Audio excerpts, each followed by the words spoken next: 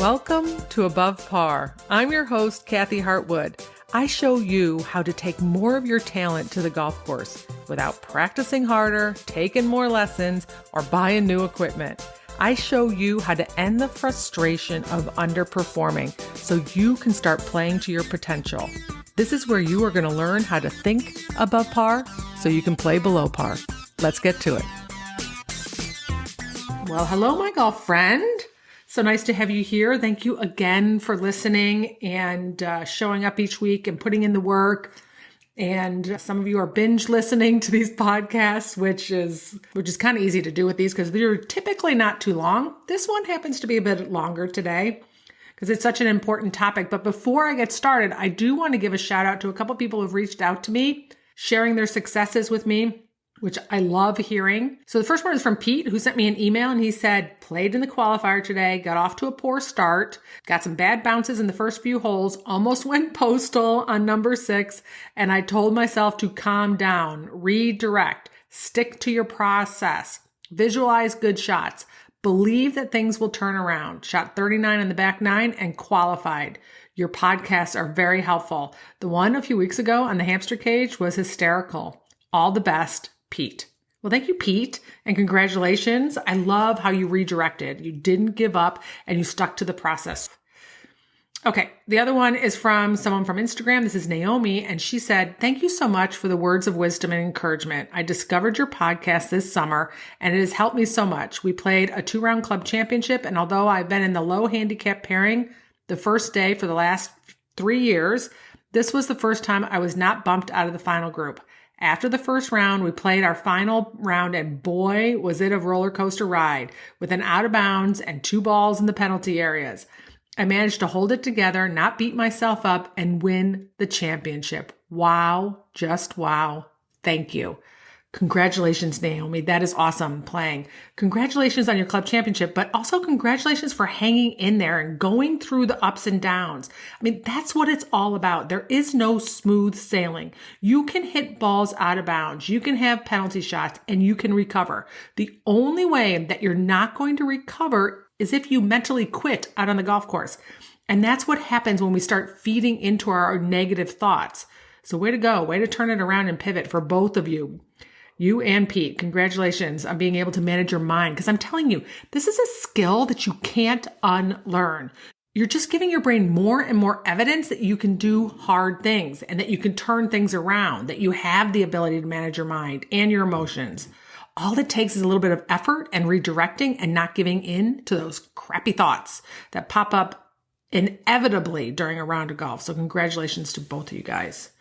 And these are beautiful little segues because today I want to talk about choking or pressure or playing under pressure, which are both of these scenarios right here. And hopefully you're not choking, not on food, but over shots and on the golf course, whether it's putts or drives or bunker shots or chips or shots in front of people, because I'm going to define choking a little bit for you. I'm going to give you my spin on it. I want to talk about how we can start defining ourselves as a person who chokes and really what it means and how it can show up on the golf course for you.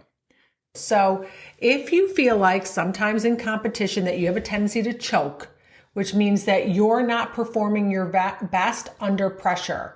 I looked up the definition of choke and it was something along the lines of just not meeting one's own expectations. I don't think that's true. So I think choking is an action that we do.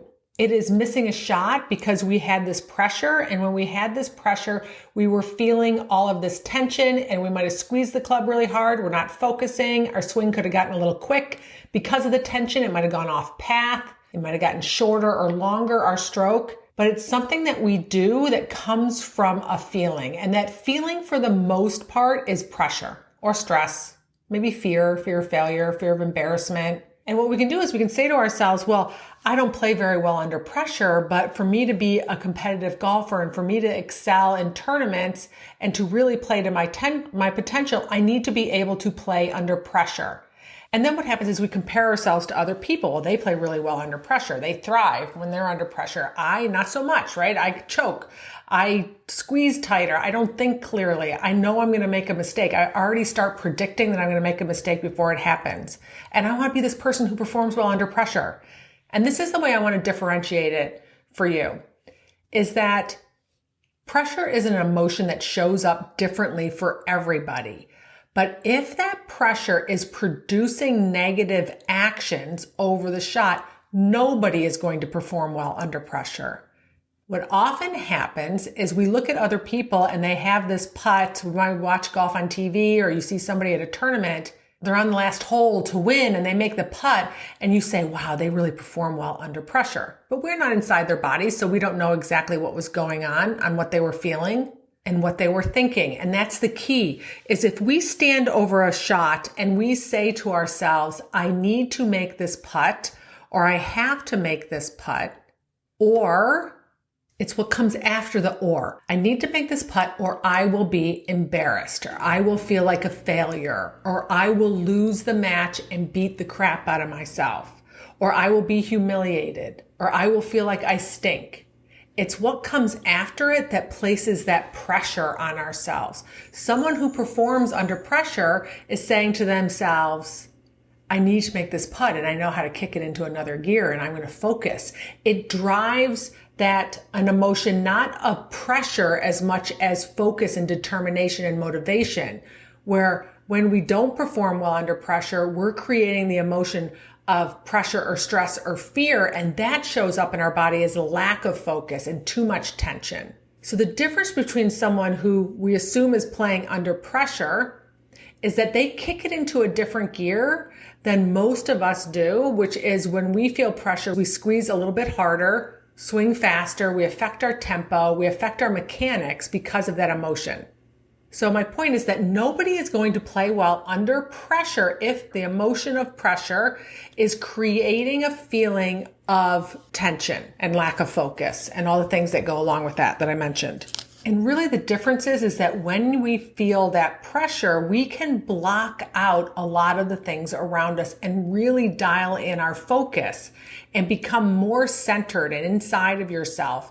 And you become more attuned to exactly what is going on. Versus when we have pressure and now we're focusing on everything that's outside of us. We're worried about our results. We're worried about the people around us. We're worried about what it's going to mean when we miss the putt or miss the shot. That's the difference. As you watch people and you're like, oh man, they really perform well under pressure, I'm going to say that it's not creating a negative feeling in their body. It is kicking into a different gear and they're able to focus more and they can stay relaxed so that they can still make the moves that they've trained themselves to do.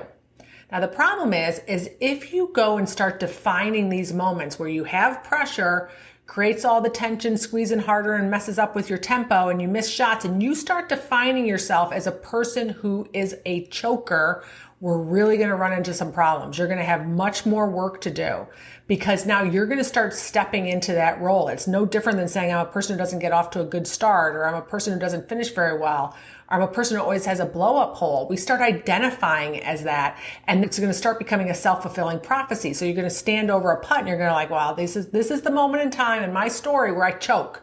This is where I miss these. Let me show you. Right? We might not say the let me show you part, but that's what's going to happen because our brain wants us to be right. Our brain's like, okay, yeah, let me tap into that memory where this is where you choked in the past and let me show you how we do that. Because your brain loves to just do things on autopilot. So if you instruct it, like go back to the last memory and when I choked here and I squeezed too hard and I kind of pushed the putt out to the right and I lost the turn and I felt like crap, let's do that again. Your brain's like, happy to oblige. So we want to be onto it. So let's intercept this before we get to the point where we're starting to identify ourselves as a person who chokes under pressure. So your first thing to do is start noticing all the times I say I need to and I have to. I need to make this putt. I need to hit in the fairway. I need to get up and down. I have to make this. I have to hit a good shot here. I have to play well today. Right? You don't have to do anything other than drink water and eat every once in a while. Right? Everything else is what we want to do. There is no shot you don't want to hit well. So I'm always intrigued on how our brain always offers up, well, I need to do this right now. Well, what did you have to do in the last shot? Right? You didn't want to hit that one in the fairway? It's so interesting. We put more emphasis on certain shots They all count the same, but when we start saying I need to or I have to, we make it a little bit more of a more important shot, just like I talked about in my podcast about more important tournaments, and we create a lot of commotion and negative talking in our brain. So start paying attention to all the times that you say I need to and I have to, because if those words create pressure, then your results are not going to be very good. You're going to have a harder time bringing out all of your talent over that shot. You're going to get in your own way because of all the tension you're creating from the words, I need to or I have to. The second thing is to really become aware of the pressure, right? You want to be able to sit there and go, oh, I'm feeling myself squeeze a little bit tighter, or swing a little bit faster here, or my swing got shorter on that last one. I'm starting to feel a little bit of pressure or stress. We can become very detached from our emotions on the golf course. And those are your indicator of what you're thinking. And those are also going to be the indicator of how fluidly and smoothly you're going to be able to swing. So you want to be very aware of it, because then you can build up some tactics, which I'll talk about in a second, on countering that, on being able to get back to the place where you can make your best swing. So the second thing that I really want you to do is be aware of the pressure and how it shows up for you, so that when it is showing up and you're on the golf course and you're going through the 3 stages of awareness, where we notice it after, then we notice it while it's happening, and then we can notice it and anticipate it before it happens, then you have some tools to help you get back into a place where you swing your best, versus looking at it constantly from after the fact and going, oh yeah, I think I was feeling a little bit of pressure there. This is your job if you want to take all your talent onto the golf course. This is also your job and a skill that you want to have off of the golf course, right? Because we're constantly dealing with things that we say in our life about that we need to do things, or we have to do things, or we're feeling pressure or stress or fear. And this is also going to serve you there. So you want to be aware of how those emotions are showing up, how those feelings are showing up for you, and by tuning in to what's happening in your body. So the first one was tuning into what's happening in your head, the words, I need to and I have to. The second one is tuning in to what's happening in your body, by how that pressure or what those words create for you in your body. Does it serve you? Is it helping you? Is it going to help you make a better swing, or is it going to get in your way? And then the third thing is to notice it and say, what could I have done differently? So you missed a putt and you were feeling pressure and you noticed you didn't make a very smooth swing. What could you have done differently? Now, I can offer you up a gazillion different ways, but I first want you really to ask your own brain, what could you have done differently? Usually it's going to start with what you could have said to yourself in the beginning. Maybe you could have stepped away from the ball. You could have gone through your routine again. You could focus on your routine, doing what I call crowding out, where you walk through your routine in your head to crowd out all the negative thinkings. You could have taken some deep breaths. You find things that work for you. We're all different, but that's how you build up your arsenal of tools and tactics, so that when you're on the golf course and you're noticing the thought, I need to make this putt, and you're feeling the pressure, you have something to counter it, so that you can pivot and get yourself back to being a little bit more calm or relaxed or focused over the golf ball. And then the other thing I would suggest you do is build up your focus muscle in your brain. There are things you can do. You can Google this for sure. I'm going to tell you some right off the bat. Meditating. If you don't like meditating, and I'm not suggesting you need to do it for a long period of time. I'm saying you could stop right now and sit for a moment, as long as you're not driving, and close your eyes and try and meditate, which just basically means you're going to quiet your brain, quiet the chatter, try and get yourself to focus basically an emptiness in your brain, your breathing or something else. And that is building up your muscle on being able to quiet those outside thoughts and really get present and focused. Another tool I will give you is using any of your senses. And you can practice this on the golf course, but I encourage you to practice it throughout the day, because it helps build up that focus muscle for you. So when you need to click it in, when you need to dial it in, you can dial it in because you've practiced it. That includes looking at something so closely and with so much detail, all the different colorations and the textures. And when you make your brain focus on that, so you might grab a leaf or look at your glove or look at your golf ball, your head cover, and just look at it like you've never looked at it before with so much detail, you will notice your brain has to shift up into a different place for you to focus on those things. You can do that with your touch too. I talk about rubbing your 2 fingers together so slowly that you can feel your fingerprints. Your brain might wander, just like meditation, and you want to just bring it back and focus on your fingerprints again.